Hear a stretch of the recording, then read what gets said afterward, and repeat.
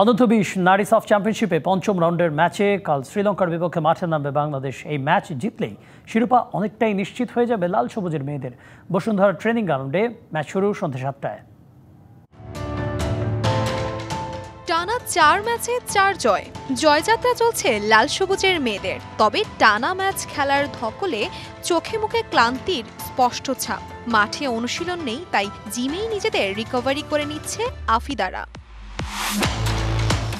বাংলাদেশের সাফের মিশন শুরু হয়েছিল শ্রীলঙ্কার বিপক্ষে ম্যাচ দিয়েই, যেখানে 9-1 গোলে বিধ্বস্ত হয়েছিল লঙ্কান মেয়েরা। নিজেদের পঞ্চম ম্যাচে আফিদাদের সামনে আবারও সেই শ্রীলঙ্কা। পিটার বাটলারের কাটা ছকে লঙ্কানদের হারিয়ে শিরোপার পথ আরও মসৃণ করতে চায় বাংলাদেশ।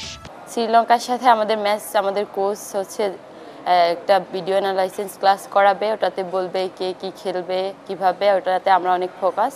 তো ইনশাল্লাহ ভালো জয় নিয়ে ফিরব। ভুটানের বিপক্ষে সর্বশেষ ম্যাচে ছিলেন না অধিনায়ক আফিদা সহ বেশ কয়েকজন ফুটবলার। তাতে মনোবল হারায়নি ফুটবলাররা। শ্রীলঙ্কার বিপক্ষেও নতুনদের সুযোগ দিয়ে পরীক্ষা চালাতে পারেন মাস্টারমাইন্ড পিটার বাটলার। যারা টিমে নতুন আছে তাদেরকেও হচ্ছে প্রতি ম্যাচে আর কি সুযোগ দেওয়া হচ্ছে, তারা তাদের বেস্টটা দিচ্ছে, আলহামদুলিল্লাহ ভালো করছে। তো এভাবে আর কি চাচ্ছি যে পুরো টুর্নামেন্ট আর কি শেষ করতে।